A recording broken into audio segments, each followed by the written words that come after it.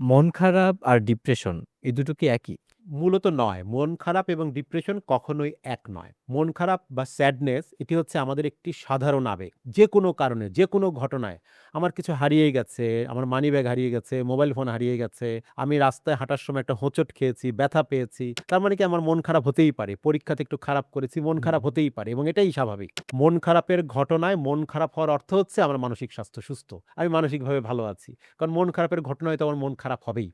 জি। তাহলে মন খারাপ হচ্ছে খুব সাময়িক একটি বিষয়। মন খারাপের কোনো ঘটনা ঘটলে আমাদের মন খারাপ হতে পারে। এর বিপরীতে ডিপ্রেশন বা বিষণ্ণতা এটি কিন্তু একটি রোগ। এটি কোনো কারণ ছাড়াই হতে পারে।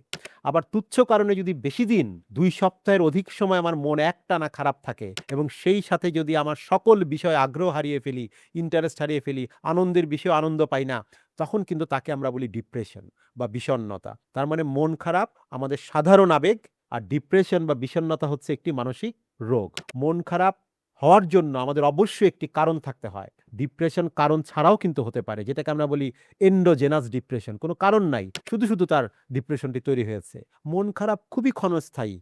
একটুতেই ভালো হয়ে যেতে পারে। আর ডিপ্রেশন কিন্তু কমপক্ষে ২ সপ্তাহ থাকবে। একটানা মন খারাপ। মন খারাপের ঘটনায় আমরা যদি ভালো মন ভালো রাখার কাজগুলো করি, একটু মুভি দেখি, বেড়ায় আসি, বন্ধুর সাথে আড্ডা দেই, তাহলে কিন্তু আমাদের মনটা ভালো হয়ে যায়। আর ডিপ্রেশনের ক্ষেত্রে এই ধরনের মন ভালো করার কোনো কাজ করার ইচ্ছাই করে না। মন খারাপ হলে সাধারণত আমাদের কার্যকরী ক্ষমতা, আমার অফিস, আমার কাজ, আমার ব্যবসা, পড়ালেখা খুব বেশি ব্যাহত হয় না। কিন্তু ডিপ্রেশনে খুব উল্লেখযোগ্য পরিমাণে আমার কাজ, পড়ালেখা, দৈনন্দিন কাজ ব্যাহত হয়। এবং সবশেষ কথা হচ্ছে মন খারাপের জন্য কোনো চিকিৎসার প্রয়োজন হয় না। কিন্তু ডিপ্রেশন বা বিষণ্ণতার জন্য অবশ্যই বিজ্ঞানসম্মত চিকিৎসার প্রয়োজন হয়।